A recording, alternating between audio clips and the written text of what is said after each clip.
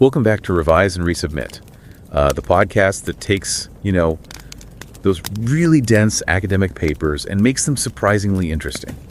I'm Pavlov. And I'm Nikita. So the year is 2003. Right, okay. And it is February 5th. The atmosphere inside the United Nations Security Council chamber is just, it's incredibly tense. No, I can only imagine. Yeah, U.S. Secretary of State Colin Powell is preparing to address the room, and his objective that day is monumental. He is there to lay out the case for invading Iraq. Right, by presenting what he called, conclusive evidence of weapons of mass destruction. Exactly, undeniable evidence. But we now know, with the agonizing clarity of hindsight, that this intelligence was tragically false. There were absolutely no weapons of mass destruction. None. Yet, based on that specific narrative, one of the most devastating conflicts of modern history was just set into motion. A conflict that, frankly, changed the entire globe. Yeah. A 2006 study published in The Lancet would later document that hundreds of thousands of lives were violently cut short. It was this cascade of destruction that haunted Powell profoundly, right up until his passing in 2021. He actually openly referred to that speech as a permanent blot on his record. He did. But, there is this chilling, highly symbolic, and almost entirely overlooked detail from that exact day at the UN. Okay, what is it? Just outside the doors of the Security Council chamber hung a massive tapestry. It was a full replica of Pablo Picasso's masterpiece, Guernica. Oh, wow. Guernica. Right, and if you've never seen it, Guernica is this harrowing, visually chaotic, anti-war painting. It depicts the screaming, mutilated victims of a 1937 bombing in this stark geometric agony. It is not a subtle painting. Not at all. So right before Powell was scheduled to walk to the microphone, the administration requested that UN officials cover that tapestry entirely. Wait, really? They asked to cover it? Yes. They draped a large, innocuous blue curtain right over it. It was deemed too strong, too visceral for the cameras. It was too contradictory to that clean, rational narrative of necessary intervention they were trying to present inside. Exactly. And that covered painting, that hidden masterpiece sitting just outside the door, perfectly encapsulates the concept we're exploring today. Which is how an absent presents something that is technically hidden but conceptually screaming can aggressively haunt an organization. That's it, exactly. It is a phenomenal image to start with because the very act of covering the tapestry, it inadvertently acknowledges its immense power. Right. You don't drop a blue curtain over something unless you are terrified of what it represents. Or, the reality it might force people to confront. Precisely. Hiding the ghost only proves that you believe in it. And the mechanics of that kind of haunting, how invisible forces shape our workplaces and institutions, that's exactly what we're focusing on today. But before we get into the mechanisms of that, we really need to pause. We do, because this conversation carries a deeply personal, incredibly heavy weight. It really does. It's a very somber moment for the academic community and for anyone who cares about how our institutions function. It is. It is with a profoundly sad, heavy heart that we share this news.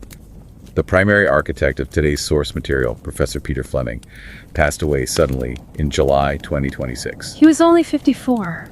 Just 54. And he is widely known and celebrated as the author of Dark Academia.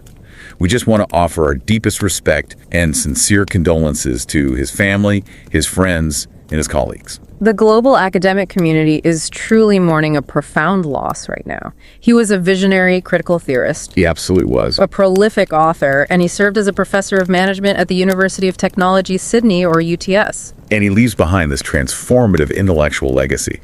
He was renowned for his razor-sharp intellect and just this fierce independence you rarely see in modern institutional life. Right. He had this unyielding defense of human dignity. He was constantly pushing back against the grinding gears of modern bureaucracy. Yeah, his academic journey is so vital to understand if you want to grasp the gravity of the work we're exploring today.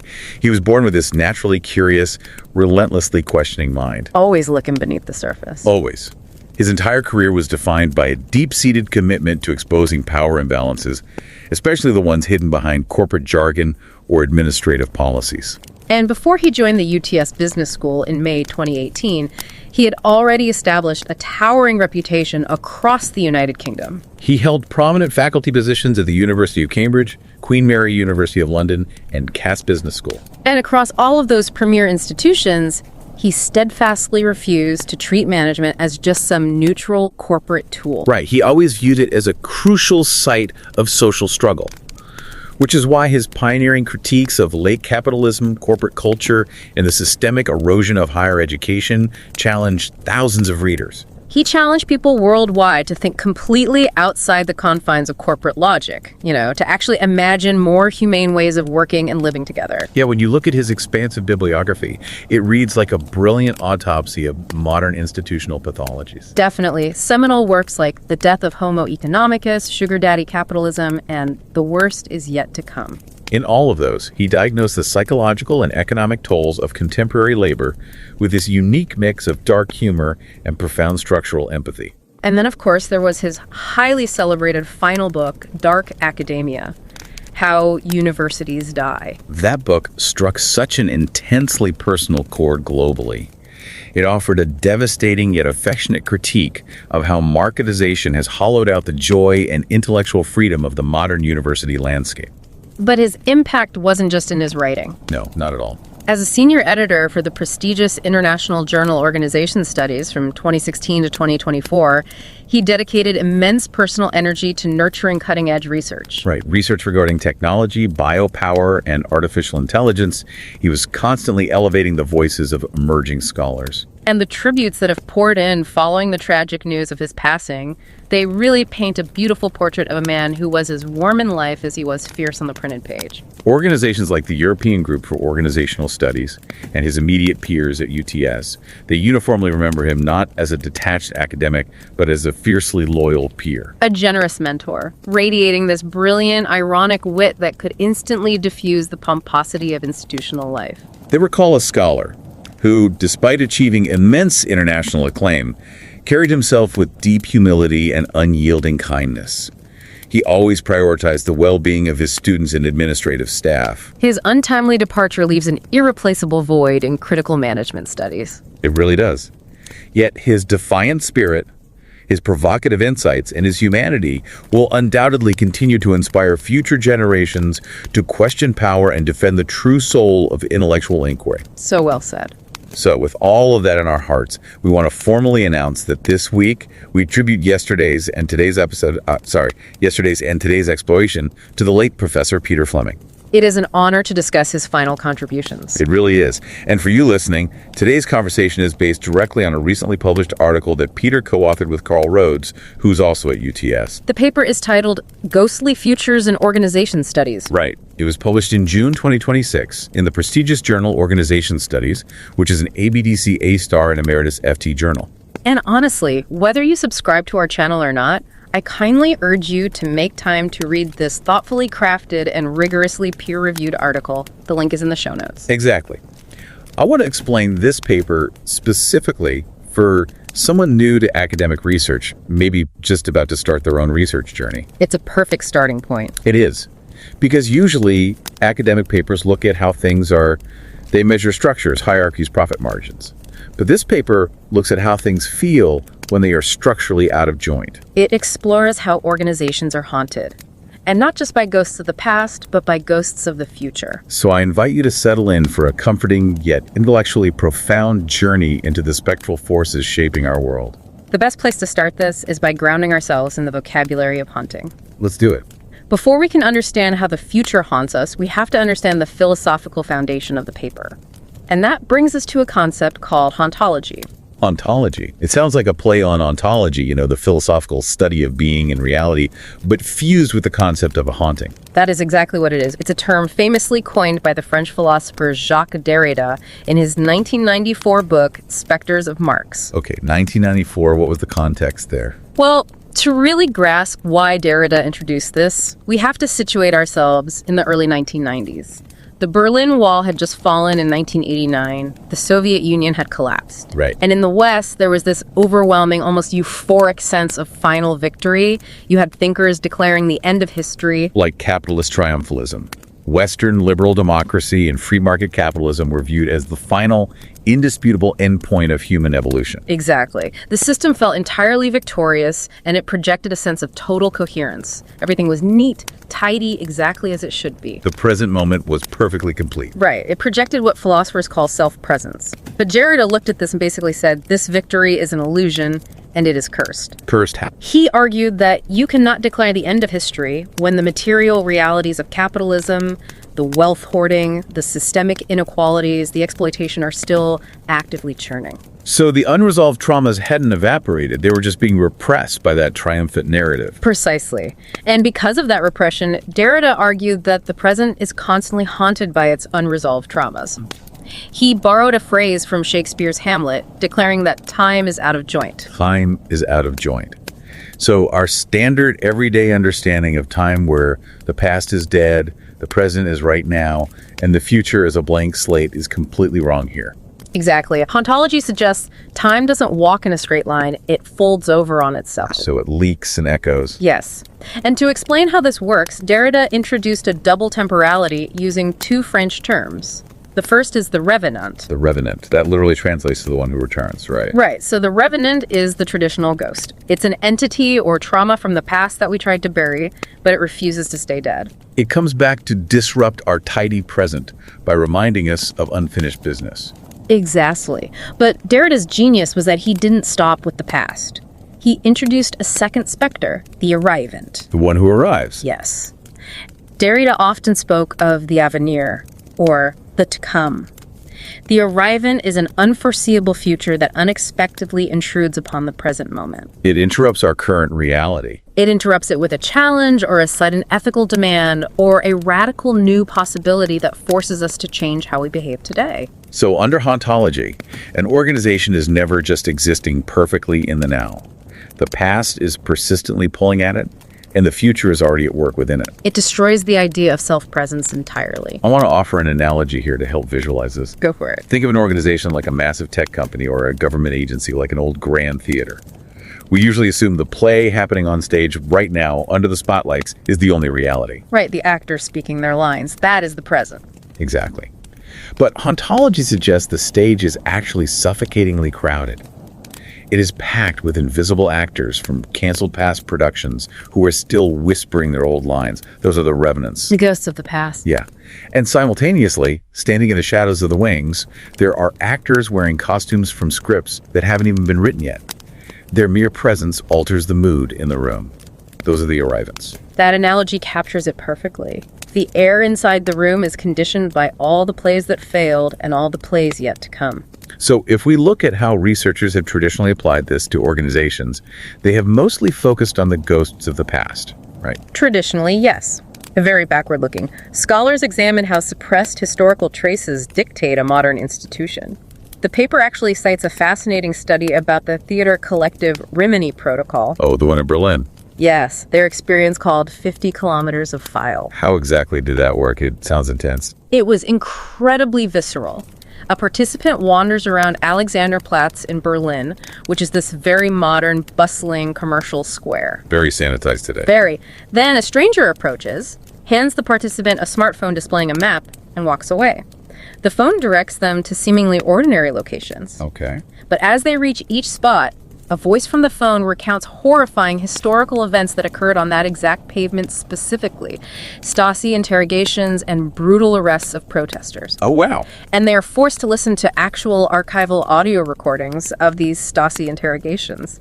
The voice then chillingly warns the participant that unseen cameras are watching them right now. That is deeply unsettling. It's forcing that modern facade to crack open, revealing the unresolved trauma that still lives in the architecture. Exactly. Fusing dark past traumas with present disorientation. This shows how the past refuses to stay past. Are there other examples of studying the revenant in the workplace? Another brilliant one is a 2014 study by Kevin Orr. He observed senior executives in local UK government. He found these modern leaders were totally enmeshed in what he called a parliament of ghosts. A parliament of ghosts. What did that actually look like in a standard government office? Well, these executives were completely obsessed with a specific set of performance metrics. Their daily routines were entirely dictated by measuring these indicators. Okay, sounds like a normal bureaucracy. Right, but when Orr dug into the genesis of these indicators, he discovered they had been created by technocrats who were long dead or had departed decades ago. So they're essentially carrying out the unbending will of dead men. Exactly. Orr said watching them interpret these archaic metrics was akin to watching a bureaucratic seance. We pride pride ourselves on making rational decisions today, but we are just dancing to the rigid choreography of a ghost. Precisely. But, as Peter Fleming and Rhodes point out, while these past ghosts are fascinating, the true innovation of their paper requires us to look in the other direction. Yes. They ask a much more unnerving question. How does a future that hasn't happened yet cast a shadow backward onto our present? And this brings us to section 2 of our exploration, the core concept of the paper: spectral futurities. This is the massive conceptual leap. Fleming and Rhodes introduce organizational spectral futurity. They argue organizations are haunted by arrivals from the future that upset linear time. But there is a dark twist to their theory, isn't there? A very dark twist. In Derrida's original framework, the unforeseeable future is supposed to be radically open. It's supposed to expand our horizons. Right. But Fleming and Rhodes observe that in our current era of late capitalism, these specific ghosts do the exact opposite. Rather than expanding our horizons, they restrict collective action. They bind us to a dismal present. Exactly. They neutralize our capacity to imagine a better world. The authors identify 3 distinct forms of this spectral futurity: lost futures, denied futures, and catastrophic futures. Let's break these down deeply, one by one. Starting with theme A, lost futures. The psychological state or subjectivity that this creates is disappointment. Right, disappointment. Now, if something is a future, how can it already be lost? If it was lost in the past, isn't it just a regular ghost of the past? It's a very perceptive pushback, and it cuts to the core paradox. A lost future occurs when an organization is haunted by an unkept promise, a beautiful future that was extinguished by dominant power relations before it could be realized. Like what kind of promises? Like 1960s or 70s militant feminist socialism or radical anti-capitalist ecology movements. The moment of possibility occurred in the past, yes. But how are they haunting our future? Because they project what might have been onto our path forward. They remind us of our collective failure. You aren't just nostalgic for the 60s, you are expecting the culmination of that promise tomorrow, and instead you see a void. Oh, I see. It's like mourning a relationship that ended before it began. You mourn the future anniversaries that will never happen. The absence stretches infinitely forward. That is the exact emotional resonance. Because those utopian futures were killed, they imbue our current day with irredeemable failure. When we look to the future, we feel let down before it even arrives. Hence the subjectivity of disappointment.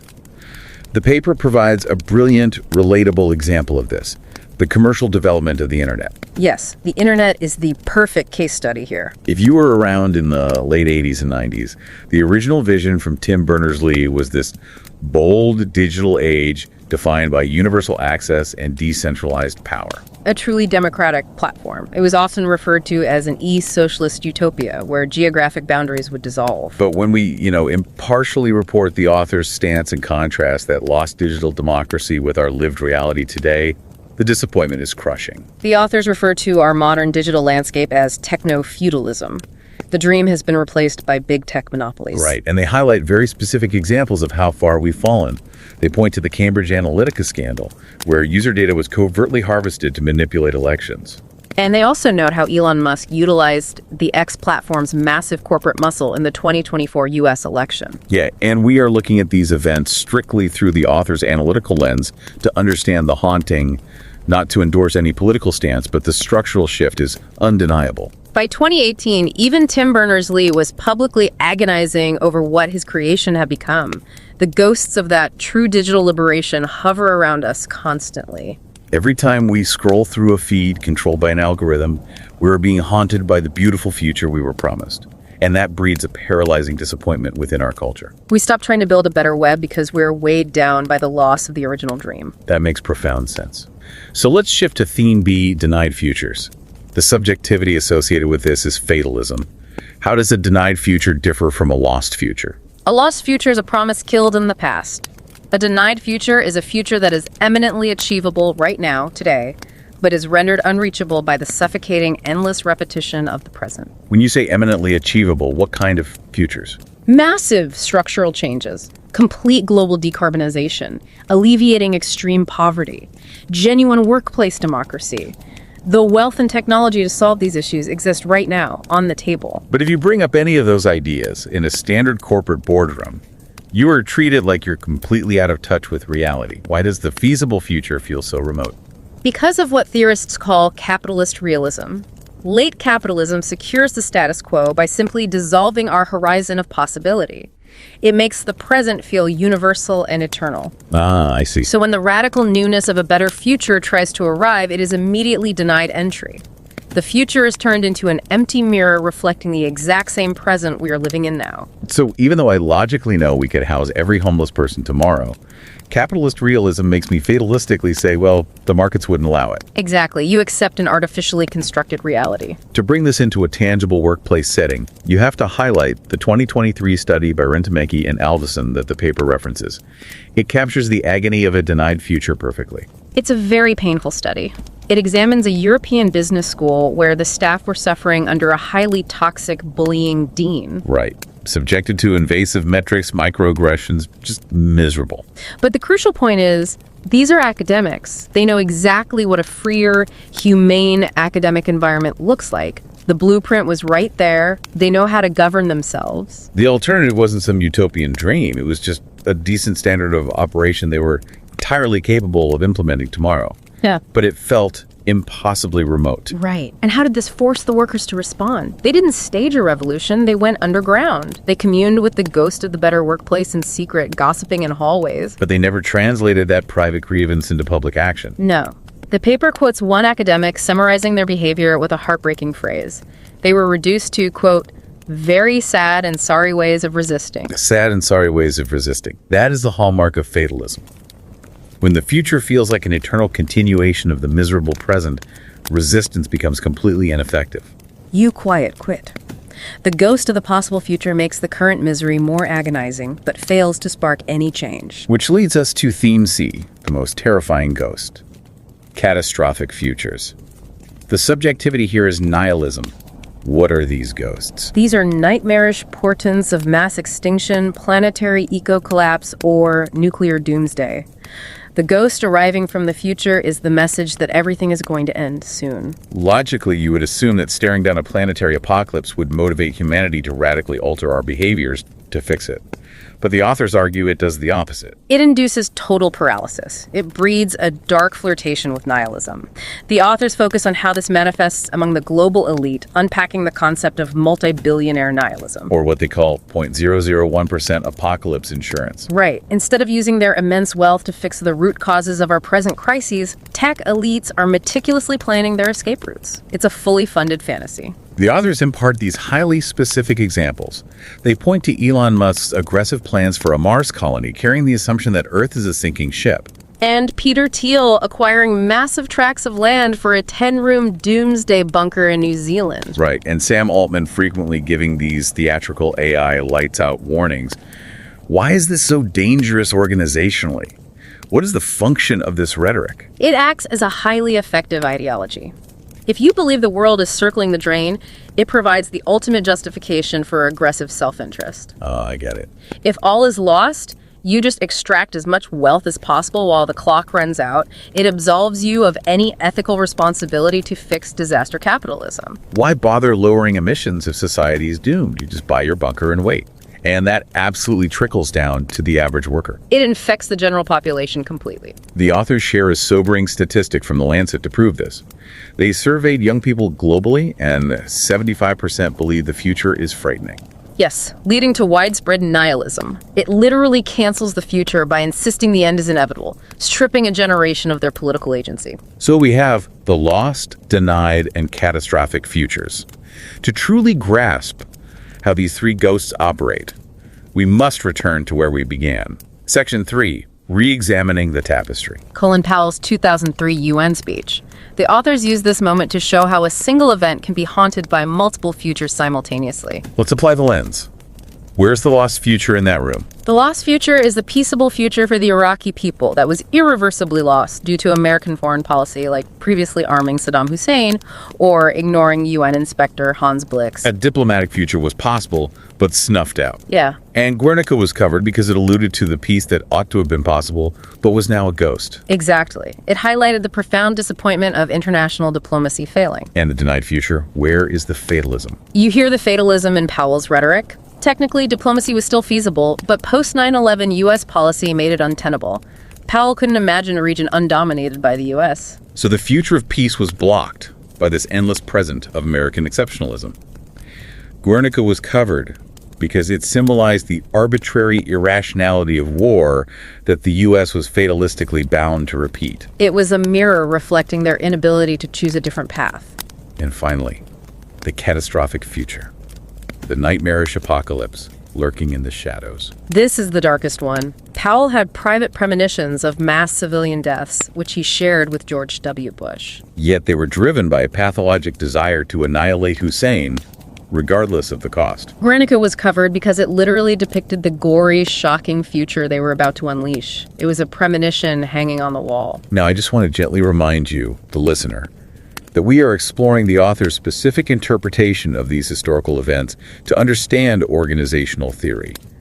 We aren't endorsing a political stance here. Right, we're tracing the contours of their argument about power and invisible futures. Exactly. But it brilliantly illustrates how dense with ghosts a single room can be. Which brings us to Section 4, a new playbook for the haunted. Let's pivot to the practical. Okay, the methodology. If I am someone new to research, or just a curious listener in an office, how do I actually go about studying these invisible ghosts in a real-world organization? You can't send a survey asking about hauntings. No, you can't. Because ghosts are marked by partial absences, the authors say researchers must engage in a symptomatic reading. A symptomatic reading, like diagnosing an illness based on symptoms rather than seeing the virus. Exactly. You don't look for the ghost directly. You look for slips of the tongue. You look for weird, affective atmospheres like sudden anxieties in strategy meetings, or bizarre artifacts like a covered tapestry. But what if the people in the organization can't even comprehend the future that is haunting them? If a workforce just feels a vague dread, how do you study a ghost nobody can name? That is a brilliant challenge. The expert extrapolation the authors use here cites Nigel Neal's 1964 television play, The Road. I don't know that one. How does it help? In The Road, 18th century residents of a village are haunted by terrified screaming and flashes of light. But they aren't haunted by past ghosts. They're actually experiencing echoes of a 21st century nuclear holocaust that will happen on their land. Oh, wow. A haunting from the future. Right. And the characters can't name what they are experiencing. They don't know the words radiation or nuclear bomb. They just experience the terror. Yes. And organizational actors today are often in the exact same position with futures like AI replacement or biosphere collapse. The researcher's job is to interpret the unnameable through the fragments present in the organization. You interpret the static. And this brings up this fascinating concept of autospectrality. Yes. The realization that researchers themselves are haunted by the neoliberal university. Right. If I'm studying a toxic culture, I'm personally haunted by the mandate to publish or perish, which means traditional, rigid academic writing might be entirely inadequate. It sanitizes the ghost. So they advocate for experimental writing styles like fictocriticism or writing as deviation. You blend objective critique with narrative to let the ghost speak through the text. Which perfectly sets up Section 5. Botched exorcisms and embracing the haunting. The ultimate practical question. Right. When a company realizes it's haunted by a toxic culture or a doomed future, their first instinct is usually to rebrand, fire the CEO, or sanitize the archives. Does that work? The authors call this the botched exorcism. Trying to forcibly expel the ghost to force a singular present never kills the ghost. It's exactly what the UN tried to do by dropping a blue curtain over Guernica. Exactly. In fact, marginalizing the specter usually exacerbates the haunting, and it dangerously denies the open possibilities of the true future, the avenir. So if rebranding doesn't work, what is the solution? Derrida's and the author's prescription is simple but difficult. The only way out is through. We must reckon with our ghosts, commune with them, and acknowledge their ethical demands. We have to turn on the lights and pull back the curtain. Yes. By working through the melancholia of the lost future, puncturing the fatalism of the denied future, and rejecting the paralysis of the catastrophic future, we can finally release the phantom. That is incredibly powerful. As we reach our outro, I just want to summarize this profound journey. It's a lot to take in. It really is. We've reflected on how understanding our organizational ghosts, the lost, the denied, and the catastrophic, can free us from being trapped in an endless, dismal present. It allows us to reclaim the future as a vast canvas for a better world. And as we close, I want to once again honor the memory of Professor Peter Fleming. We traverse just a fraction of his brilliant mind today, reminding you of the beauty and urgency of his intellectual legacy. We warmly encourage you to engage with his work as you build your own understanding of the world. Definitely. Now, I want to leave you with one final, provocative thought to ponder on your own, building on this source material. Okay, what is it? Since the future haunts us through subtle moods and unspoken anxieties, consider your own workplace. What if that lingering dread or burnout you feel isn't just a reaction to your workload today, but actually the ghost of a vibrant, unfulfilled, and much better future desperately trying to get your attention? That is a very haunting thought to carry forward. It is. Thank you for spending your time with us, and we wish you well on your ongoing journey of learning. Goodbye, everyone, and take care. And don't forget to subscribe to Revise and Resubmit on Spotify and Apple Podcasts. Until next time, keep those minds curious, keep questioning, and keep revising and resubmitting.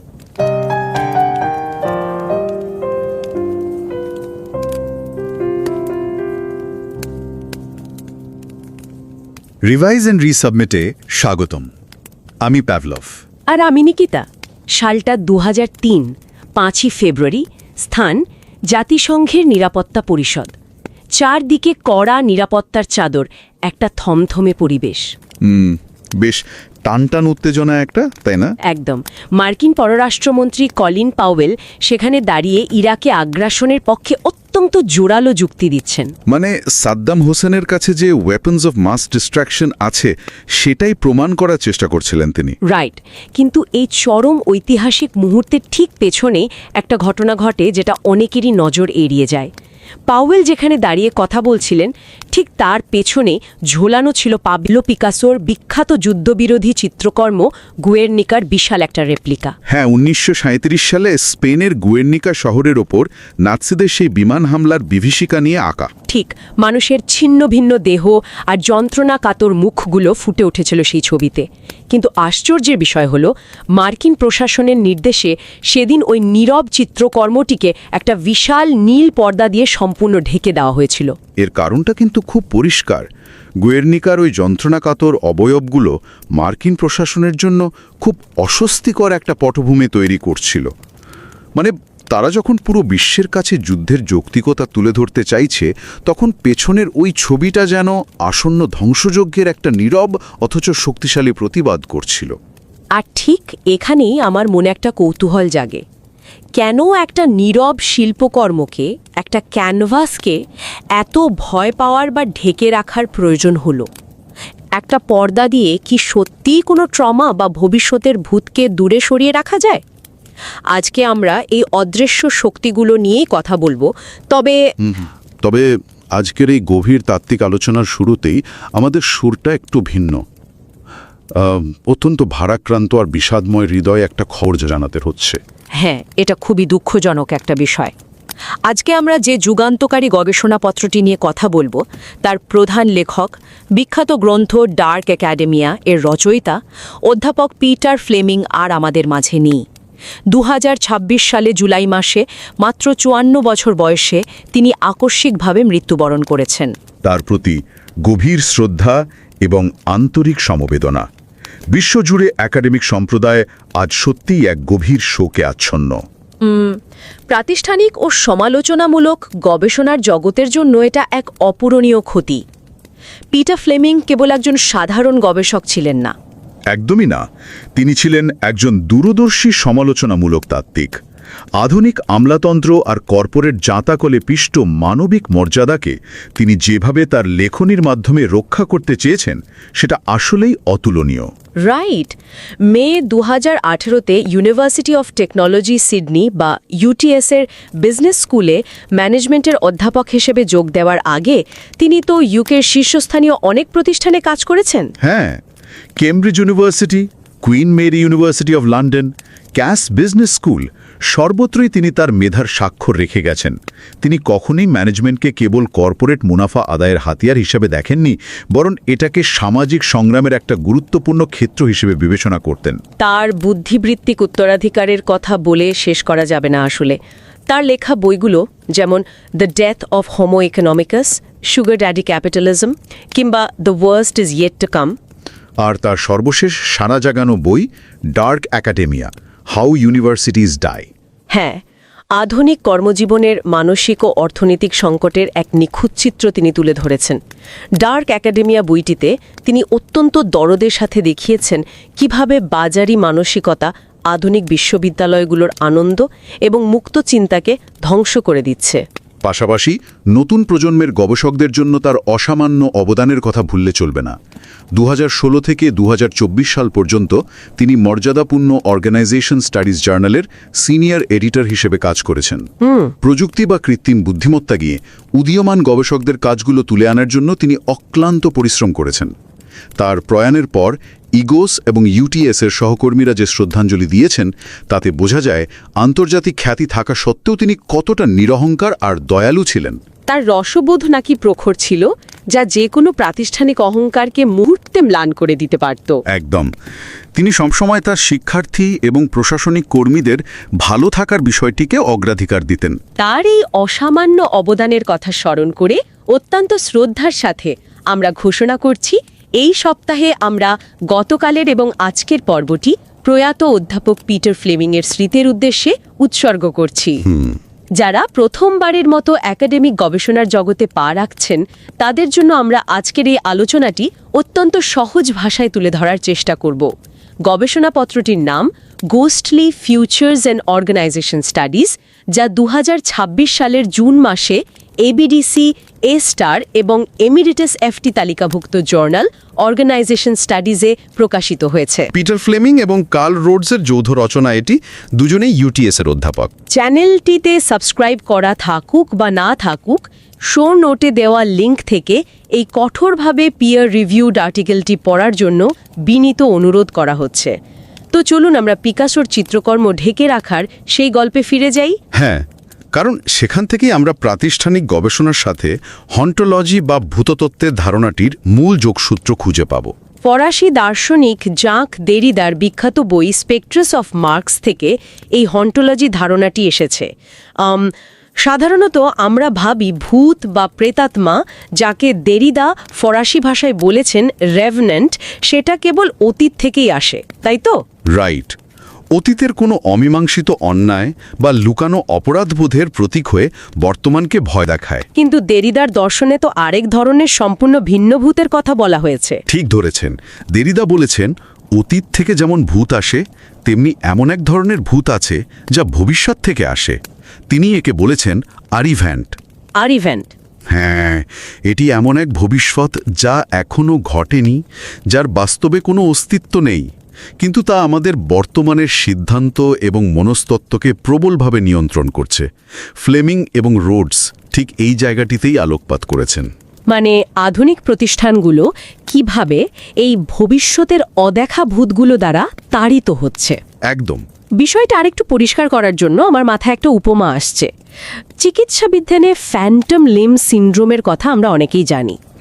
ধরুন কোনো রোগীর একটা হাত বা পা দুর্ঘটনায় কেটে ফেলতে হলো।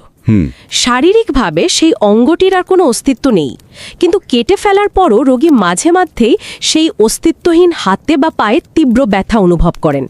এখানেও কি বিষয়টা অনেকটা সেরকম? দারুণ একটা উপমা। শুধু পার্থক্য হলো ফ্যান্টম লিম্বের ক্ষেত্রে রোগীর পাটি অতীতে ছিল, আর হন্টোলজির ক্ষেত্রে আমরা এমন একটা ভবিষ্যতের জন্য ব্যথা অনুভব করছি যার অস্তিত্ব এখনো তৈরি হয়নি। এই উপমাটি বর্তমান প্রেক্ষাপটে একদম মানানসই। কারণ রোগীর মস্তিষ্ক যেমন এমন একটা অঙ্গের প্রতি প্রতিক্রিয়া দেখায় যা বাস্তবে নেই, তেমনি একটা প্রতিষ্ঠানও এমন একটা ভবিষ্যতের প্রতি প্রতিক্রিয়া দেখায় যা এখনো আসেনি। বুঝতে পারছি। ফ্লেমিং এবং রোডস তাদের গবেষণাপত্রে মূলত 3 ধরনের স্পেকট্রাল ফিউচার বা ভবিষ্যতের ভূতের কথা বলেছেন। প্রথম ভূতটিকে তারা বলছেন লস্ট ফিউচার বা হারিয়ে যাওয়া ভবিষ্যৎ। হারিয়ে যাওয়া ভবিষ্যৎ শব্দটার মধ্যেই কেমন যেন একটা বিষণ্ণতা লুকিয়ে আছে। বিষণ্ণতা তো বটেই। এটা হলো সেই সুন্দর ভবিষ্যতের স্বপ্ন যা হয়তো বাস্তবায়িত হতে পারত, কিন্তু ক্ষমতা আর প্রাতিষ্ঠানিক রাজনীতির কারণে তা অঙ্কুরেই বিনষ্ট হয়ে গেছে।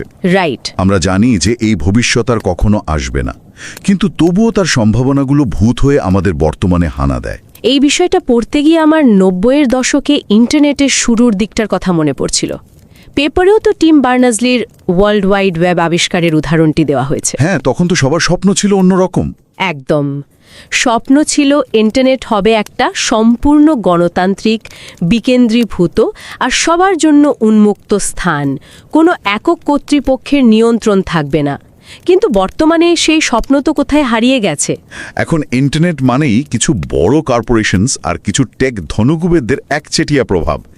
সোশ্যাল মিডিয়া প্ল্যাটফর্মগুলো ব্যবহার করে জনমত বা নির্বাচনে প্রভাব ফেলার মতো ঘটনাগুলো প্রতিনিয়ত ঘটছে।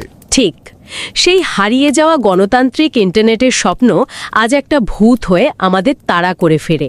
আর এই ভূতগুলো কর্মীদের মনে এক বিশেষ ধরনের মনস্তাত্ত্বিক অবস্থার জন্ম দেয়। ফ্লেমিং আর রোডস একে বলেছেন ডিসঅ্যাপয়েন্টমেন্ট বা সামষ্টিক হতাশা। এটা কি শুধুই নস্টালজিয়া? না, এটা নিছক কোনো নস্টালজিয়া নয়।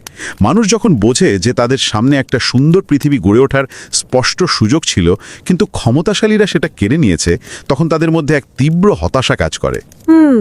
যার ফলে কর্মীরা নতুন কোনো আইডিয়া দিতে ভয় পান, কারণ অতীতে সেই ভূত তাদের মনে করিয়ে দেয় যে ভালো কিছু করার চেষ্টা করেও কোনো লাভ হবে না।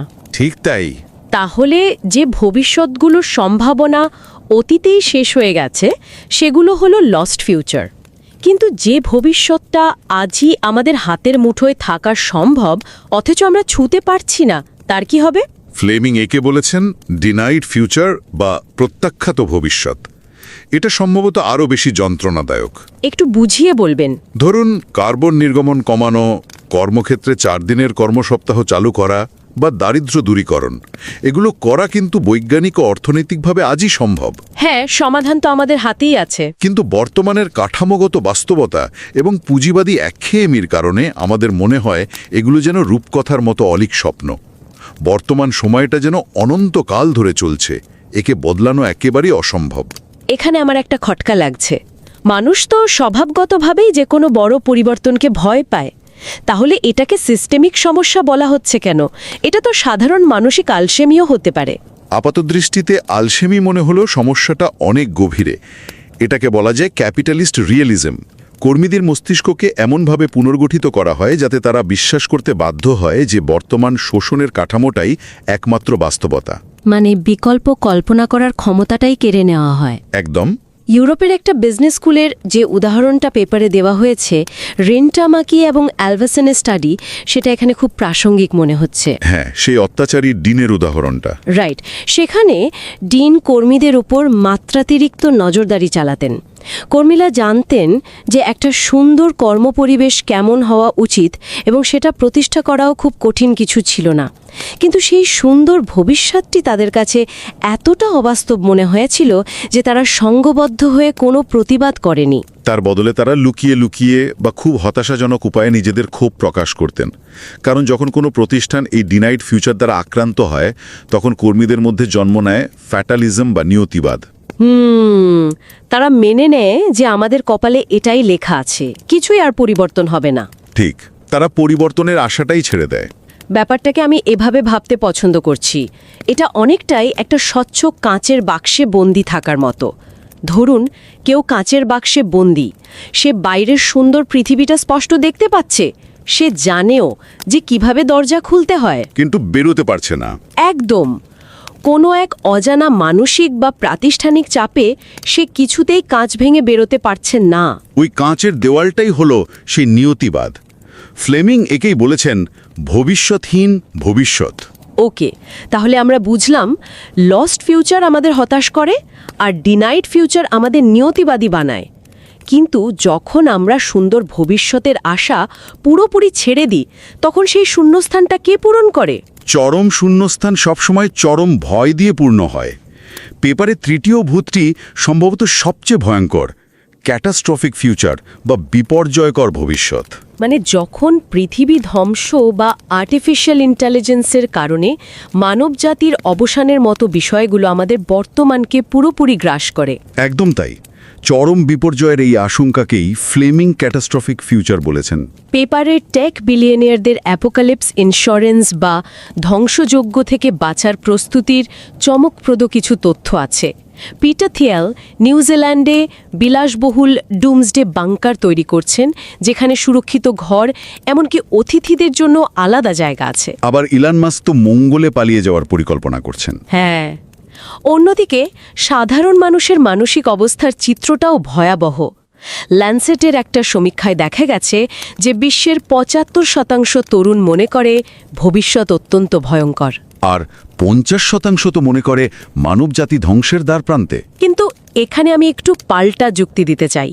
বর্তমান বিশ্বে কার্বন নিঃসরণ যেভাবে বাড়ছে, গ্লোবাল ওয়ার্মিংয়ের প্রভাব আমরা প্রতিদিন দেখছি, তাতে তো পরিবেশ বিপর্যয়ের ভয় পাওয়াটা সম্পূর্ণ যৌক্তিক। একে ভূত বলা হচ্ছে কেন? ভয় পাওয়াটা তো বাস্তব। এই প্রশ্নটা অত্যন্ত গুরুত্বপূর্ণ। ফ্লেমিং এবং রোডস কিন্তু বলছেন না যে পরিবেশ বিপর্যয়ের ভয়টা মিথ্যা, বরং তারা বলছেন এটা ভূত হয়ে ওঠে ঠিক তখনই যখন এই ভয় আমাদের বর্তমানের দায়িত্ব থেকে সরিয়ে দেয়। মানে যখন আমরা হাল ছেড়ে দিই। রাইট, যখন আমরা ভাবতে শুরু করি যে প্রলয় অনিবার্য, পৃথিবী তো ধ্বংস হয়েই যাবে, সুতরাং আমাদের আর কিছুই করার নেই। এই যে চরম শূন্যবাদ বা নিহিলিজম, এটাই হলো আসল ভূত। বুঝতে পারছি। ধনকুবেররা জলবায়ু পরিবর্তন ঠেকাতে কাঠামোগত পরিবর্তন না এনে বাংকার বানাচ্ছেন। এটা প্রমাণ করে যে বিপর্যয়কর ভবিষ্যৎ তাদের বর্তমানকে পঙ্গু করে দিয়েছে। এই ভূত আমাদের প্যারালাইজড করে দেয়। ভয় পাওয়াটা সমস্যা নয়, ভয় পেয়ে হাল ছেড়ে দেওয়াটাই সমস্যা। তাহলে প্রশ্ন হলো, এই ভূতগুলোর হাত থেকে প্রতিষ্ঠানগুলো কিভাবে মুক্তি পেতে পারে? আমরা পর্বের শুরুতে দেখলাম কলিন পাওয়েল গুয়ের্নিকা ছবিটা নীল পর্দা দিয়ে ঢেকে দিয়েছিলেন, কিন্তু ভূত কি তাড়াতে পেরেছিলেন? না, উল্টো সেই ভূত তাকে এবং পুরো বিশ্বকে আজীবন তাড়া করেছে। পেপারে বলা হয়েছে এই ভূতগুলোকে জোর করে তাড়ানোর চেষ্টা বা বটসড এক্সরসিজম কখনই কাজ করে না। মানে পিআর ক্যাম্পেইন বা রিব্র্যান্ডিং দিয়ে ঢেকে রাখলে কাজ হবে না? একদম না। ঢেকে রাখলে ভূতটি আরও শক্তিশালী হয়ে ফিরে আসে। যারা নতুন গবেষক, তাদের জন্য এখানে পেপারের মেথোডোলজির কথা একটু আলোচনা করা দরকার। পেপারে সিমটোম্যাটিক রিডিং বা লক্ষণ দেখে ভূত শনাক্ত করার কথা বলা হয়েছে, আর বলা হয়েছে অটোস্পেকট্রালিটির কথা। এগুলো কিভাবে কাজ করে? সিমটোম্যাটিক রিডিং হলো অনেকটা প্রতিষ্ঠানের নারীর স্পন্দন বোঝার মতো। আপনি শুধু বার্ষিক প্রতিবেদন বা মিটিংয়ের লেখা শব্দগুলো পড়বেন না, আপনি পড়বেন শব্দগুলোর ফাঁকে ফাঁকে কি বলা হয়নি। ও আচ্ছা, মানে বিটুইন দ্য লাইন্স পড়া। হ্যাঁ, প্রতিষ্ঠানের অস্বাভাবিক নীরবতা বা চাপা পরিবেশ থেকে সেই অদৃশ্য ভূতকে খুঁজে বের করাই হলো সিমটোম্যাটিক রিডিং। আর অটোস্পেকট্রালিটি হলো লেখার একটা বিশেষ পদ্ধতি। সাধারণত একাডেমিক গবেষণায় আমরা সবকিছুর একটা চূড়ান্ত সমাধান দেওয়ার চেষ্টা করি, একটা লজিক্যাল বাক্সে বন্দি করি আর কি। ঠিক, কিন্তু ফ্লেমিং বলছেন ভূতকে তো আপনি লজিক দিয়ে আটকাতে পারবেন না। তাই লেখার সময় প্রচলিত কাঠামোর বাইরে গিয়ে এমনভাবে লিখতে হবে যা ভূতের উপস্থিতি স্বীকার করে নেয়।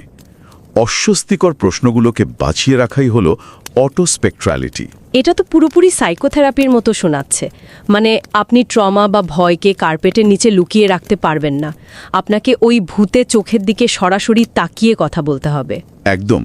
ফ্লেমিং এবং রোডস বলছেন আমরা যদি এই হারিয়ে যাওয়া বা প্রত্যাখ্যাত ভবিষ্যতের ভূতগুলোকে স্বীকার করে নিই, তবেই আমরা সেই প্রাতিষ্ঠানিক বন্দিদশা থেকে মুক্ত হতে পারব। আজকের এই দীর্ঘ আলোচনার মূল সুরটি যদি আমরা একবার ফিরে দেখি, ভবিষ্যৎ কেবল আমাদের সামনের কোনো ক্যালেন্ডারের সময় নয়, এটা একটা অদেখা শক্তির মতো এখনই আমাদের প্রতিষ্ঠানের সংস্কৃতি এবং মনস্তত্ত্বকে তাড়া করে ফিরছে। পিটার ফ্লেমিং তার এই অসামান্য গবেষণার মাধ্যমে আমাদের সেই অদৃশ্য শক্তির স্বরূপ চিনতে শিখিয়েছেন কিভাবে সেই ভূতের চোখে চোখ রাখতে হয়। তার কাজ প্রাতিষ্ঠানিক গবেষণায় সত্যি এক নতুন দিগন্ত খুলে দিয়েছে। আজকের আলোচনা শেষে একটু ভেবে দেখার মতো একটা নতুন প্রশ্ন রেখে যেতে চাই। আজ আমরা দেখলাম কিভাবে হারিয়ে যাওয়া, প্রত্যাখ্যাত বা বিপর্যয়কর ভবিষ্যৎ আমাদের তাড়া করে, হতাশ করে। কিন্তু একটু চারপাশের দিকে তাকিয়ে দেখুন তো, আমাদের নিজেদের কর্মক্ষেত্রে এমন কোনো ইতিবাচক বা সম্পূর্ণ অপ্রত্যাশিত ভবিষ্যতের ভূত কি কড়া নাড়ছে, যাকে হয়তো বর্তমানের অজানা ভয়ে আমরা দরজা খুলতে সাহস পাচ্ছি না? যদি সেই অজানা ভবিষ্যৎটি আসলে কোনো বিপদ না হয়ে আমাদের চূড়ান্ত মুক্তির পথ হয়।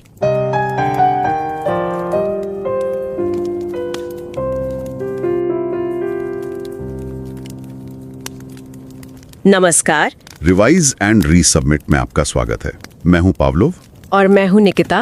5 फरवरी 2003, स्थान यूनाइटेड नेशन सिक्योरिटी काउंसिल का चैम्बर। जी। US Secretary of State Colin Powell एक बेहद अहम भाषण दे रहे थे।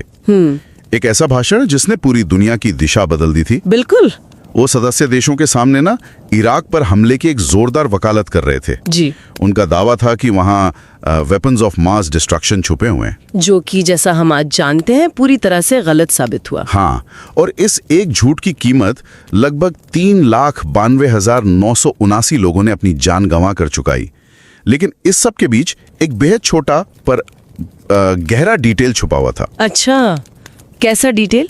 सिक्योरिटी काउंसिल के चेंबर के ठीक बाहर ना पाब्लो पिकासो की मशहूर एंटी वॉर पेंटिंग गुर्निका, उसकी एक बड़ी टैपेस्ट्री तंगी हुई थी और भाषण शुरू होने से ठीक पहले यूएस प्रशासन के कहने पर उस टैपेस्ट्री को एक नीले पर्दे से ढक दिया गया। अरे वाह, मतलब एक ऐसी पेंटिंग जो युद्ध की भयानकता दिखाती है उसे जानबूझकर छुपा दिया गया। वही तो, ये पर्दा इस बात का प्रतीक था कि कैसे हम या बड़े संस्थान अनचाही सच्चाइयों को ढकने की कोशिश करते हैं, पर उनका जो भूत है वो हमें हॉन्ट करता रहता है। सही कहा।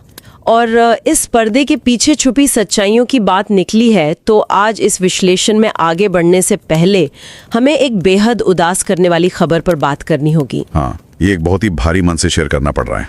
एक ऐसे शख्स जिन्होंने ऐसी ही सच्चाइयों को उजागर किया, इस रिसर्च पेपर के मुख्य लेखक प्रोफेसर पीटर फ्लेमिंग, उनका हाल ही में जुलाई 2016 में निधन हो गया है। वो महज 54 साल के थे। हम अपनी गहरी श्रद्धांजलि उन्हें अर्पित करते हैं। सच में पूरी ग्लोबल एकेडमिक कम्युनिटी उनके अचानक चले जाने पर गहरे शोक में है। वो यूनिवर्सिटी ऑफ टेक्नोलॉजी सिडनी यानी यूटीएस में प्रोफेसर ऑफ मैनेजमेंट थे। बिल्कुल, एक विजनरी क्रिटिकल थ्योरिस्ट के रूप में ना उन्होंने मॉडर्न ब्यूरोक्रेसी के उन पिस्ते पहिए, उन ग्राइंडिंग गियर्स के खिलाफ, हाँ, उनके खिलाफ ह्यूमन डिग्निटी को हमेशा पूरी ताकत से डिफेंड किया। और यूटीएस आने से पहले मई 2018 से पहले उन्होंने यूनाइटेड किंगडम के बेहतरीन संस्थानों में काम किया था, जैसे यूनिवर्सिटी ऑफ कैम्ब्रिज, क्वीन मेरी यूनिवर्सिटी ऑफ लंदन और कैस बिजनेस स्कूल। उन्होंने मैनेजमेंट को कभी सिर्फ एक कॉर्पोरेट टूल मानने से हमेशा इनकार किया।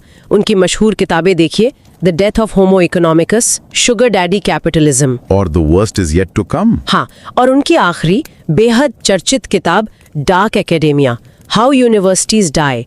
इनमें उनका एक डार्क ह्यूमर और गहरी स्ट्रक्चरल एम्पैथी का अनूठा मिश्रण था। डार्क एकेडेमिया ने तो मतलब एक पूरी दुनिया में लोगों को झकझोर दिया था।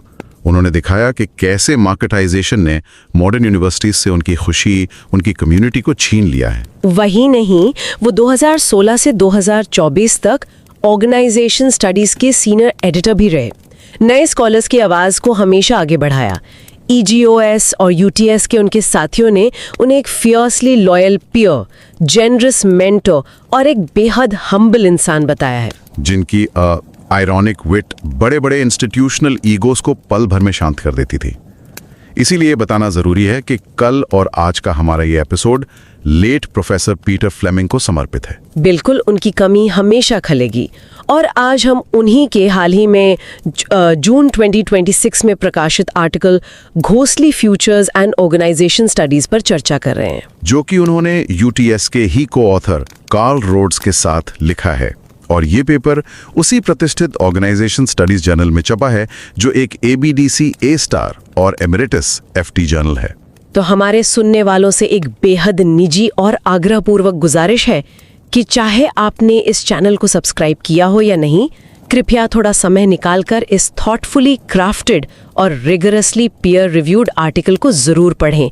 लिंक शो नोट्स में है। तो चलिए इस पेपर के असर पर बात करते हैं, खास तौर पर उन लोगों के लिए जो एकेडमिक रिसर्च में नए हैं, जो अपनी रिसर्च जर्नी बस शुरू करने वाले हैं।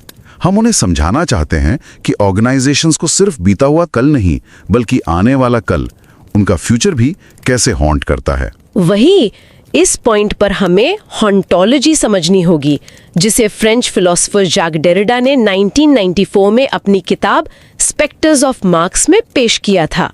हॉन्टोलॉजी, ये शब्द ही अपने आप में थोड़ा सिनेमैटिक लगता है ना? लगता तो है। डेरिडा कहते हैं कि टाइम ना एक सीधी रेखा में नहीं चलता। Time is out of joint, मतलब कोई भी समय या स्थिति अपने आप में पूरी नहीं होती। उसमें अतीत के अनसुलझे मुद्दे, जिन्हें उन्होंने रेवेनेंट कहा, वो भूत बनकर घूमते हैं। अच्छा, पुराने भूत, समझ आता है। पर दिलचस्प बात यह है कि फ्यूचर की अनजानी संभावनाएं, जिन्हें उन्होंने अराइवेंट या आवनीर कहा, वो भी हमारे वर्तमान पर अपना असर डालती हैं। चलिए इसको थोड़ा और खोलते हैं, क्योंकि नई रिसर्च शुरू करने वालों के लिए इस थियरी को थोड़ा प्रैक्टिकली देखना जरूरी है। एक एनालॉजी देता हूँ। मान लीजिए किसी पुराने घर में एक नया परिवार रहने आए। ठीक है। अब उन्होंने एक कमरा अपने आने वाले बच्चे के लिए खाली छोड़ दिया है। वो बच्चा पैदा नहीं हुआ है, पर उस ना पैदा हुए बच्चे का भूत उस घर के प्रेजेंट को कंट्रोल कर रहा है। हाँ बिल्कुल, उनका बजट उसके हिसाब से तय हो रहा है। वही तो, वो लोग उस खाली कमरे के पास से धीरे निकलते हैं। वो एब्सेंस उनके प्रेजेंट को पूरी तरह चला रही है। ये बेहद सटीक एनालॉजी है, और ठीक यही बात प्रोफेसर फ्लेमिंग और रोड्स ने ऑर्गेनाइजेशंस में खोजी।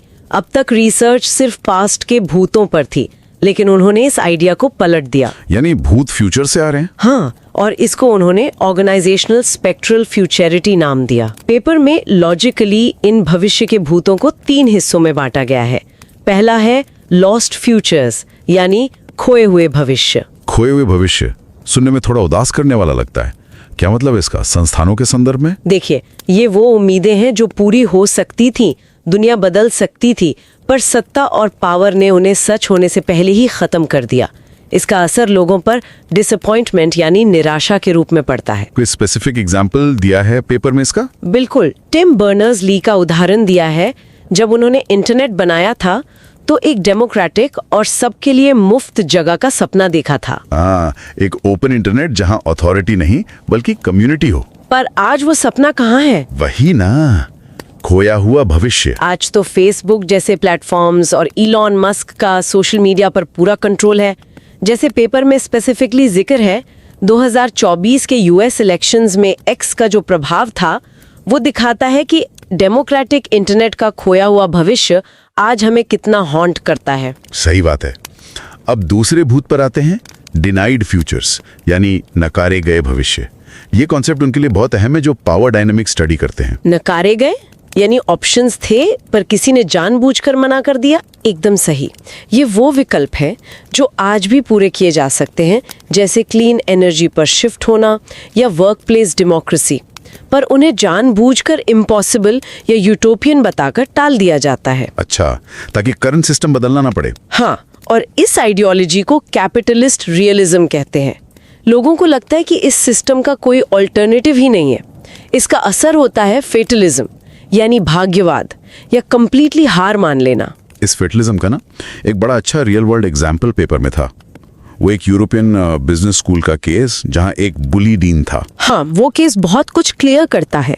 वहां के जो प्रोफेसर्स थे उन्हें बहुत अच्छे से पता था कि एक ह्यूमन और बेहतर एकेडमिक माहौल कैसा होता है।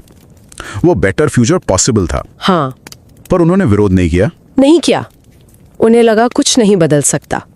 उन्होंने सामने से लड़ाई करने के बजाय अकेले में छोटे दुखी तरीके से कंप्लेन करना शुरू कर दिया। उन्होंने उस डिनाइड फ्यूचर को मान लिया और हार मान ली। एक बेहतर भविष्य की उम्मीद छोड़ दी थी। बिल्कुल। और तीसरा जो टाइप है वो सबसे डरावना है, कैटास्ट्रोफिक फ्यूचर्स, यानी विनाशकारी भविष्य। यानी आने वाले अपोकलिप्स से डर, जैसे क्लाइमेट कोलैप्स। हाँ, और इसका असर होता है निहिलिज्म, यानी शून्यवाद। ये मानना कि अब सब कुछ खत्म ही होना है तो यार कुछ क्यों किया जाए। तभी पेपर में सिलिकॉन वैली के बिलियनियर्स का जिक्र है, उनका वो 0.001% अपोकलिप्स इंश्योरेंस। वही तो, उनका लॉजिक देखिए। इलॉन मस्क का मार्स पर कॉलोनी बसाने का सपना, या पीटर थील का न्यूजीलैंड में 10 कमरों वाला लग्जरी डूम्सडे बंकर। ये लोग अर्थ को बचाने में पैसा नहीं लगा रहे हैं। नहीं, वो तो बस अर्थ को छोड़ने की तैयारी कर रहे हैं। वो इस कैटास्ट्रोफिक फ्यूचर को रोकना नहीं चाहते, उसके लिए बंकर बना रहे हैं। और सिर्फ अमीर लोग नहीं, पेपर में लैंसेट की स्टडी का जिक्र है। हाँ, जिसमें 75% युवा क्लाइमेट चेंज के कारण अपने भविष्य को लेकर डरावा महसूस करते हैं। सही कहा। एक पूरी जेनरेशन इस विनाशकारी भूत के साए में बड़ी हो रही है, पैरालाइज हो रही है। तो अगर इन तीनों भूतों को, लॉस्ट, डिनाइड और कैटास्ट्रोफिक फ्यूचर्स को एक साथ देखें तो कॉलिन पावेल की यूएन स्पीच वाली कहानी कितनी रेलेवेंट लगती है। वहां ये तीनों भूत घूम रहे थे। लॉस्ट फ्यूचर्स, वो शांति की संभावना जो खो गई। डिनाइड फ्यूचर, डिप्लोमेसी जिसे यूएस ने नकार दिया। और कैटास्ट्रोफिक फ्यूचर्स, वो विनाश जो होने वाला था और उन्हें पता था। और इसी डर से उन्होंने ग्वेर्निका की पेंटिंग पर पर्दा डाल दिया। इस मैकेनिज्म को पेपर में बॉच्ड एक्सोर्सिज्म कहा गया है। यानी भूत को भगाने की एक नाकाम कोशिश। हाँ, और होता इसका उल्टा है। पर्दा डालने से सच्चाई गायब नहीं होती, भूत और ताकतवर हो जाता है। पावेल को जिंदगी भर ये भाषण हॉन्ट करता रहा। तो यहाँ एक बहुत ही क्रिटिकल सवाल उठता है। अगर ऑर्गेनाइजेशंस इस तरह के डार्क और पैरालाइज फ्यूचर से घिरी हुई हैं, तो जब कोई नया रिसर्चर इस थियरी को अपनी रिसर्च में अप्लाई करे, तो वो बिना निराश हुए इस पर काम कैसे करे? सही सवाल है। डेटा कहाँ से आएगा, राइट? वही एक्सेल शीट्स या एनुअल रिपोर्ट्स में तो भूत दिखते नहीं। इसीलिए पेपर में नए रिसर्चर्स को 2 बेहद इंपॉर्टेंट मेथोडोलॉजिकल एडवाइस दी गई है। पहला है सिम्टोमैटिक रीडिंग। सिम्टोमैटिक रीडिंग यानी लक्षणों को पढ़ना। बिल्कुल। रिसर्चर को ऑर्गेनाइजेशन की गलतियों, छुपाई गई चीजों में भूत ढूंढने होंगे। उन्हें इफेक्टिव लीकेज को ढूंढना होगा। ये इफेक्टिव लीकेज क्या है? इसे थोड़ा आसान शब्दों में समझाइए ना। इफेक्टिव लीकेज का मतलब है भावनाओं का अचानक निकल आना जहां उनकी उम्मीद ना हो। जैसे एक बेहद प्रोफेशनल कॉर्पोरेट मीटिंग चल रही है और अचानक कोई एम्प्लॉय बिना बात के रोने लगे। अच्छा, एक स्टेराइल माहौल में इमोशन का फूट पड़ना। हाँ, ये लीकेज एक सिम्टम है। नए रिसर्चर्स को मीटिंग मिनट्स नहीं पढ़ने, उन्हें उस चुप्पी या उस अनचाहे रोने में एब्सेंस ढूंढनी है। कमाल है। और दूसरा कॉन्सेप्ट क्या है? ऑटोस्पेक्ट्रलिटी। ये कैसा मैकेनिज्म है? ऑटोस्पेक्ट्रलिटी का सीधा कनेक्शन आपकी राइटिंग स्टाइल से है। आमतौर पर एकेडमिक पेपर्स बहुत लीनियर होते हैं, सीधे चलते हैं। पर अगर आप भूतों के बारे में लिख रहे हैं, तो आपकी राइटिंग ट्रेडिशनल तरीके से हटकर होनी चाहिए। यानी एकेडमिक राइटिंग को डिसरप्ट करना होगा। हाँ, अपनी नैरेटिव को आगे पीछे करें ताकि पढ़ने वाले को वो हॉन्टिंग महसूस हो। और सबसे बड़ी बात, भूतों को पीआर से ढकने की कोशिश यानी बॉच्ड एक्सॉर्सिज्म ना करें। बिल्कुल। यानी संस्थानों का जो रिएक्शन होता है ना, किसी को फायर करके या लोगो बदल के सच्चाई दबाना, वो नहीं करना है। उन भूतों से संवाद यानी डायलॉग करना जरूरी है। सही समझे आप? उनकी आवाज सुनी होगी। तो इस पूरी बैठक को अगर हम समेटें एक सूदिंग और प्रभावशाली अंदाज में, तो प्रोफेसर फ्लेमिंग और रोड्स की ये रिसर्च हमें सिखाती है कि ऑर्गेनाइजेशंस को तब तक एक बेहतर कल नहीं मिल सकता जब तक वो अपने अंदर छुपे इन घोस्ट्स का सामना नहीं करते। वही एकमात्र रास्ता है। हाँ, मेलनकोलिया या उदासी और अपोकलिप्टिक पैरालाइसिस से बाहर निकलना ही होगा। जब तक पास्ट और आने वाले फ्यूचर के इन भूतों से आमना सामना नहीं होगा, तब तक सच में कुछ नया क्रिएट करना असंभव है। और इसके साथ ही एपिसोड का अंत करते हुए मैं चाहूंगी कि एक नए विचार उत्तेजक ख्याल पर ध्यान दे जो इस पेपर पर आधारित है पर अब तक चर्चा में नहीं आया। आइए सोचते हैं। आजकल जो एआई एल्गोरिदम्स बड़े बड़े कॉर्पोरेट डिसीजंस ले रहे हैं, क्या वो हमारे वर्तमान के पक्षपात यानी बायसेस के डिजिटल भूत नहीं हैं? ये एआई एल्गोरिदम्स पहले से ही हमारे भविष्य को तय कर रहे हैं। ये तो एक नए तरीके की स्पेक्ट्रल फ्यूचरिटी लगती है, जिसे शायद अब तक हमने कोई नाम भी नहीं दिया है। सवाल ये है कि क्या हमारी ऑर्गेनाइजेशंस खुद को इन डिजिटल भूतों से आजाद कर पाएंगी? इस बारे में सोचिए जरूर। यही आज का आखिरी ख्याल है।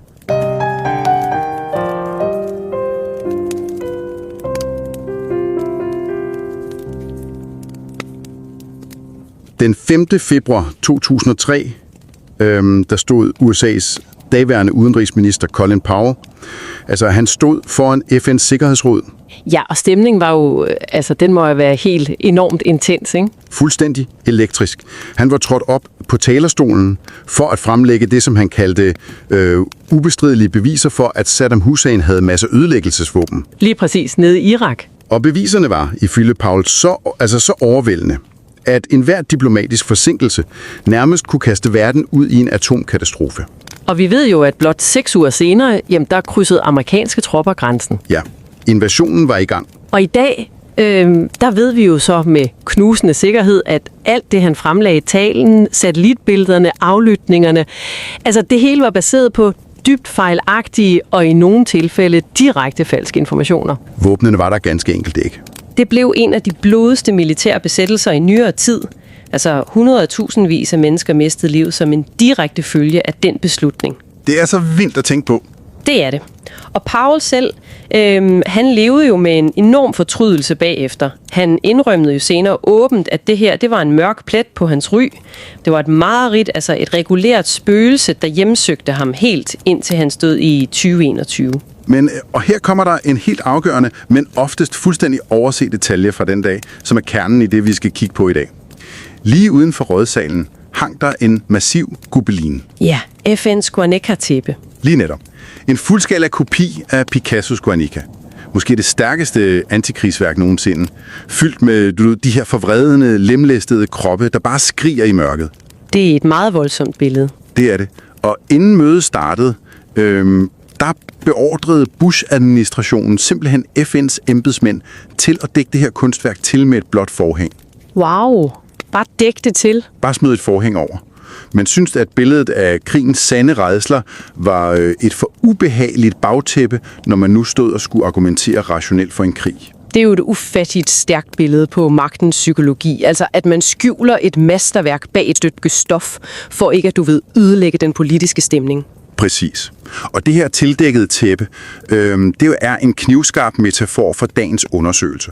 Vi skal kigge på, hvordan usynlige kræfter, spøgelser fra fortiden og fremtiden hjemsøger vores beslutninger og organisationer. Især hvordan det at ignorere dem ofte giver dem endnu mere magt, ikke? Lige præcist. Men inden vi analyserer selve de mekanismer, så er jeg faktisk nødt til at skifte spor et øjeblik og lige sænke tempoet. Selvfølgelig. For det er med stor sorg, at jeg skal dele en meget tung nyhed med dig, der lytter med. Det globale akademiske samfund er i dyb sorg over tabet af førsteforfatteren til dagens tekst, professor Peter Fleming. Ja, det er så trist. Han gik pludselig bort i juli 2026. Han blev kun 54 år gammel. På det tidspunkt var han professor i ledelse ved University of Technology Sydney, altså UTS. Det er et ubeskriveligt tab, altså virkelig. Hans intellektuelle arv er fundamentalt transformerende. Han var jo en visionær kritisk teoretiker med det her knivskarpe intellekt, og han forsvarede utrætteligt den menneskelige værdighed mod moderne bureaukrati. Helt sikkert. Han havde det her meget nysgerrige og, spørgende sind. Før han kom til UTS i 2018, der havde han jo opbygget et kæmpe ry i England med stillinger ved Cambridge, Queen Mary og Cass Business School. Og han insisterede jo altid på, at ledelse ikke bare er et værktøj, vel? Det er en social kampplads. Præcis. Hans bøger er nærmest en genial obduktion af moderne institutionelle sygdomme. Altså bøger som The Death of Homo Economicus, Sugar Daddy Capitalism og The Worst is Yet to Come. For ikke at tale om hans seneste meget personlige bog, Dark Academia, How Universities Die. Ja, som ramte en utrolig nerve. Den viste, hvordan markedsgøringen har smadret glæden og friheden på universiteterne. Og han var jo også en enorm drivkraft i kulissen. Han var seniorredaktør for Organization Studies fra 2016 til 2024, hvor han løftede vildt mange nye stemmer. Ja, og når man læser mindeordene fra Egors og hans UTS-kollegaer, det er så smukt, for de husker ham ikke som en kold akademiker. Han var en loyal pære, en generøs mentor, altså med en strålende ironisk humor. Han kunne ligesom punktere selvhøjtideligheden. Lige netop. Med dyb ydmyghed og grænseløs venlighed, især over for studerende og staben. Det er så fint sagt, og netop derfor vil jeg gerne sige formelt. I denne uge dedikerer vi gårsdagens og dagens afsnit til afdøde professor Peter Fleming. Et utroligt velfortjent æresminde. Dagens samtale bygger direkte på hans nylige artikel, som han har skrevet med Rhodes, der også er fra UTS. Den udkom i juni 2026 i Organization Studies, som jo er et ABDC A-tidsskrift, altså helt i top. Absolut. Så jeg vil gerne genvende mig direkte til dig, der lytter. Uanset om du abonnerer på os eller ej, så tag dig tiden til at læse den her artikel. Linket er i vores show notes, og hvis du er helt ny inden for akademisk forskning, så skal du vide, at forskning ikke bare er tørre tal. Slet ikke. Det er en linse, der hjælper os med at forstå de skjulte følelser som skuffelse og frygt, der i virkeligheden styrer de virksomheder, vi arbejder i hver dag. Lige præcis. Og den linse, som Fleming og Rhodes bruger her, det er begrebet hauntology, eller hjemsovelsesteori på dansk, oprindeligt fra Jacques Derrida. Okay, lad os pakke det her ud, altså hjemsøgelsesteori. Ja, fra Derridas bog Spectres of Marx. Men når vi snakker spøgelser, så tænker vi jo normalt på noget fra fortiden, ikke? Altså et gammelt traume, der vender tilbage for at plage os. Jamen det, der er fascinerende her, er, at Fleming og Rhodes kigger på noget meget mere revolutionerende. Ikke kun spøgelser fra fortiden, det såkaldte revenants, men spektral fremtidighed. Spektral fremtidighed? Ja, fremtider, der endnu ikke er ankommet. dem Derrida kalder arrivants. Altså at organisationer hjemsøges af fremtiden, det ødelægger totalt vores fornemmelse af lineær tid. Så vent, du siger, at vi ikke kun bliver stresset over de fejl, vi har begået. Vi bliver bogstaveligt talt hjemsøgt af de fremtider, vi frygter, eller fremtider, vi har gået glip af. Altså, det er jo nærmest som at have fantomsmerter for et lem, man aldrig har haft. Ja, det er en utrolig præcis analogi, det der. Den der smerte over det ufærdige. Og for at bryde det ned, så identificerer forfatterne 3 specifikke typer af de her fremtidsspøgelser. Okay, jamen, lad os tage den første type. Hvad sker der, når vi sørger over noget, vi aldrig fik? Det er det, de kalder tabte fremtider, eller lost futures. Det er løfter om frigørelse og smukke fremtidsudsigter, der ligesom eksisterede som en drøm. Men som blev knust? Lignagtigt knust af magtstrukturer, før de kunne realiseres. Og det efterlader den her grundlæggende psykologiske tilstand af skuffelse. En lammende skuffelse i nutiden. Et godt eksempel fra kildematerialet her er jo Tim Berners-Lee og opfindelsen af World Wide Web i 90'erne. Ja, internettets tidlige dage. Præcis. Drømmen var jo det her demokratiske, åbne utopi. Et e-socialistisk informationsrum, hvor alle var lige. Og hvor er vi så endt i dag? Altså, vi er jo endt med Big Tech. Ja, Big Tech, Cambridge Analytica, og du ved, at Elon Musk bruger sin formue og platform X til at påvirke valg. Forfatterne kalder det jo for teknofeudalisme. Det er en perfekt betegnelse. Man sidder som en digital bonde på deres platform. Og spøgelset her er jo sorgen over det frie internet, der døde. Og til dig, der lytter, når du scroller hjernedødt gennem sociale medier og mærker den der vage tomhed, så er det måske lige præcis det spøgelse, du mærker. Sorgen over et demokratisk internet, vi blev lovet, men aldrig fik. Det er en meget ægte form for systemisk skuffelse, ja. Okay, men hvad så med den næste type? Den anden spektrale fremtid, de beskriver. Hvad hvis løsningen faktisk findes lige nu, men vi alligevel ikke kan nå den? Det er en nægtede fremtider, eller denied futures. Her taler vi ikke om en død utopi, men fuldt ud opnåelige alternativer. Som for eksempel? Jamen som grøn omstilling, ægte demokratiske arbejdspladser eller at udrydde fattigdom. Vi har ressourcerne, men det gør os uomnåeligt af det, der i teorien kaldes kapitalistisk realisme. Altså ideen om, at det nuværende markedssystem er den eneste mulige måde at leve på, at der slet ikke findes noget alternativ. Præcis. Det skaber en uendelig, uundgåelig nutid. Og når folk indser, at de har løsningen, men systemet nægter at bruge den, så skaber det en dyb, drænende fatalisme. Der nævnes jo det her studie i teksten, Rintamaki og Alversons undersøgelse af en europæisk handelshøjskole. Med den meget tyranniske dekan, ja. Nemlig. Akademikerne der, de vidste jo godt, rent intellektuelt, præcis hvordan en human og sund arbejdsplads burde se ud. Den bedre fremtid lå lige for, men de følte, at det var så strukturelt umuligt at ændre systemet. Og hvad gjorde de så? De gav op på forhånd. De tydede til undergrundsbrok ved kaffemaskinen, altså det forskerne kalder triste og ynkelige måder at yde modstand på, i stedet for åbent oprør. Jamen, her bliver det for alvor interessant, synes jeg. For altså, det svarer jo nærmest til at sidde i et brændende hus med en ulåst dør foran sig. Du kan se døren, ja. Men systemet har bare overbevist dig så grundigt om, at det er fysisk umuligt for dig at trykke håndtaget ned. Så du bliver bare siddende, og døren bliver det her hånende spøgelse af alt det, der burde være muligt. Det er et virkelig skræmmende, men meget rammende billede. Man lammes af fatalisme. Okay, så vi har skuffelse fra tabte fremtider og fatalisme fra nægtede fremtider. Men hvad er så den tredje? For hvis vi hverken tror på fortidens utopier eller på nutidens løsninger, hvad dalen drømmer vi så om? Jamen, hvis vi sætter det her i et større perspektiv, så havner vi i den absolut mørkeste af de 3 typer. Katastrofale fremtider. Katastrofale fremtider. Det lyder dystert. Det er det også. Når fremskridt føles blokeret, begynder vi at drømme om eller hjemsøges af mareridt, økologisk kollaps, AI-apokalypse, atomkrig. Spøgelset her er uundgåeligheden af Ragnarok. Og det skaber regulær nihilisme. Og her trækker artiklen jo fat i den absolut top af samfundet, altså 0,001% af eliten, der køber deciderede apokalypseforsikringer. Og jeg skal lige indskyde her, vi tager jo ikke partipolitisk stilling i denne her podcast. Vi formidler blot den forskning, artiklen præsenterer, helt upartisk. Nej, selvfølgelig, og forfatterne observerer jo bare adfærden. De peger på tech-milliardærer, altså Elon Musks visioner om Mars-kolonier som en slags flugtplan. Eller Peter Thiel, der bygger sin gigantiske dommedagsbunker med 10 værelser i New Zealand. Ja, eller Sam Altman fra OpenAI, der åbent advarer om, at teknologien kan betyde lights out for menneskeheden. Altså i stedet for at løse problemerne i nutiden, så finansierer eliten simpelthen deres egen flugt fra fremtiden. Og konsekvensen for os andre er jo massiv. De nævner et studie fra Lancet. Ja, det store medicinske tidsskrift. Præcis, som viser, at 75% af unge i dag aktivt frygter fremtiden, og halvdelen mener decideret, at menneskeheden er fortabt. Hvordan skal man kunne arbejde eller bygge noget op med den følelse?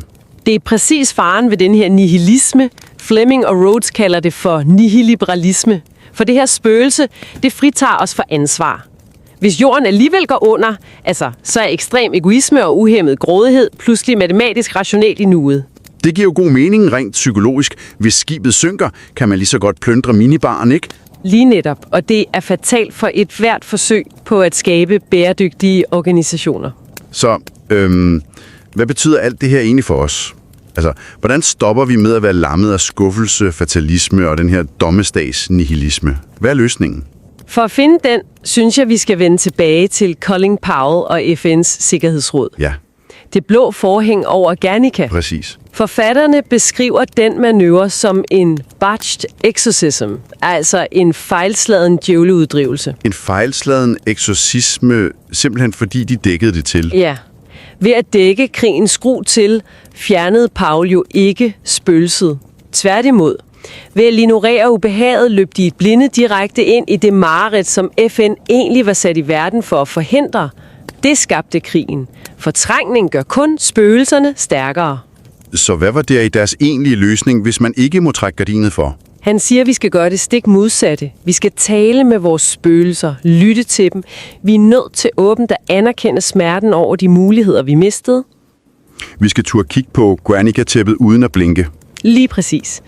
Og vi skal aktivt afvise den kapitalistiske realitet, nægte den idé, at nutiden er uendelig og uforanderlig. Først når vi accepterer den her sårbarhed over for spøgelserne, åbner vi os for den ægte, ukendte fremtid, som Derrida kalder avenir. Fremtiden som et åbent løfte. Det er så utrolig stærkt. Altså, fremtiden i din organisation eller i dit eget liv er jo ikke bare blank. Den er fyldt med spor og krav fra fremtider, der kæmper om at få din opmærksomhed. Og du har faktisk et valg om, hvilken af de her fremtider, du vil lade forme dine handlinger i dag. Det har du. Det kræver bare, at du tør lytte til dem. Lige præcis. Og derfor vil jeg gerne efterlade dig, der lytter, med en refleksion. Tænk lidt over de idéer, de håb for din karriere eller dit samfund, som du måske har dækket over med dit eget blå forhæng, fuldstændig ligesom de gjorde i FN. Måske dækkede du dem til, fordi de var for ubehagelige eller for radikale at kigge på i hverdagen. Men altså, tror du virkelig, de er bare væk? Eller er det netop om bag forhænget, i mørket, at de i al stilhed får magten til at styre din valgs sande retning?